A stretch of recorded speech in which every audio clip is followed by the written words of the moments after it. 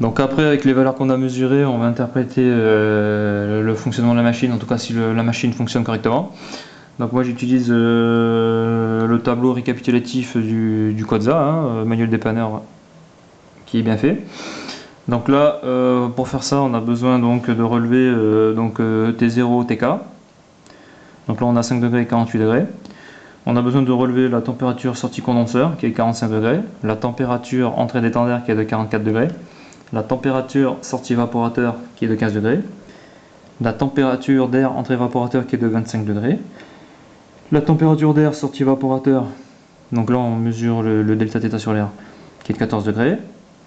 Donc au niveau du condenseur, pareil, la température d'air entrée condenseur qui est de 25 degrés et la température d'air sortie condenseur qui est de 40 degrés. Donc une fois qu'on a ça, on peut calculer nos delta θ. Donc au niveau du condenseur, le delta θ total c'est TK moins température air entrée condenseur.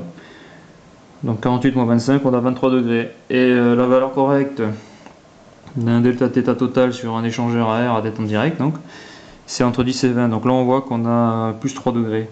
Donc on aurait une HP un peu forte. Pour le surrefroidissement, donc c'est température de condensation moins température sortie condenseur. Donc 48 moins 45, donc on a un surrefroidissement de 3 degrés. Donc le surrefroidissement sera un petit peu faible, car un bon surrefroidissement est compris entre 4 et 7 degrés. Donc après on peut mesurer aussi le delta θ, donc T1, c'est-à-dire la température de condensation moins la température d'air sortie condenseur. On a 8 degrés. Donc la bonne valeur doit être la valeur correcte doit être comprise entre 5 et 10, donc là on est bon. Et le delta θ sur l'air, donc température air sortie condenseur moins température air entrée condenseur. Donc là on a 15 degrés et un bon delta θ, quand le bon doit être compris entre 5 et 10. Donc on a 15, donc plus 5, donc il est fort. Donc déjà on peut interpréter que l'AHP elle est un petit peu forte et que voilà. Et que au niveau du condenseur, la température est forte, donc déjà ça peut indiquer qu'il y a un petit manque de débit d'air.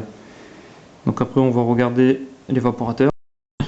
Donc sur l'évaporateur, bon pareil, hein, le delta θ total, donc c'est la mesure la plus importante avec la surchauffe. Donc on a température air entrée évaporateur moins la température d'évaporation, donc on a 20 degrés. Donc sur ce type de machine, la valeur correcte c'est entre 16 et 20, donc là on est bon. La surchauffe, température sortie évaporateur moins température d'évaporation, là on a 10 degrés. Donc une bonne surchauffe est comprise entre 4 et 7, donc là on a une surchauffe un peu forte.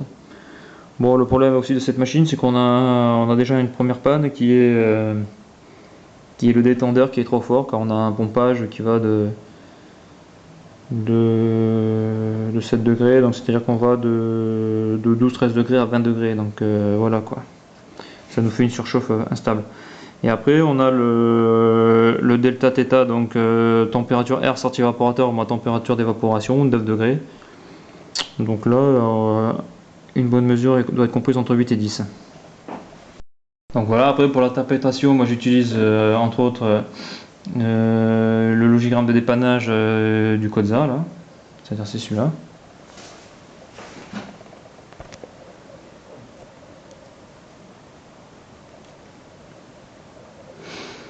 Donc là, qu'est-ce qu'on voit là? On voit que l'HP elle est un petit peu forte.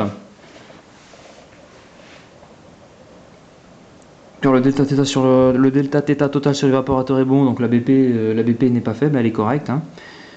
Le seul truc qui n'est pas correct au niveau de l'évaporateur, c'est justement ce pompage à cause du détendeur. Bon là, nous on peut rien y faire. Donc là, sur le condenseur, par contre, on voit que le condenseur, donc l'HP est forte car le delta θ est de 23 au lieu de 20. Après, donc au niveau du surrefroidissement, je contrôle si mon surrefroidissement est bon. Le surrefroidissement il est un peu léger, quoi, 3 degrés, c'est pas beaucoup. Donc je peux en déduire que je vais plutôt monter sur la panne du condenseur trop petit. C'est-à-dire un condenseur trop petit, c'est donc un condenseur normal qui soit est encrassé, donc qui aurait le même comportement qu'un condenseur sous-dimensionné, ou que le débit d'air pour pouvoir donc condenser et évacuer les calories est trop faible. Donc là on voit que j'ai un delta θ important sur l'air, 15 degrés, alors je ne devrais pas dépasser les 10. Donc là je peux voir que j'ai un manque de débit d'air sur le condenseur.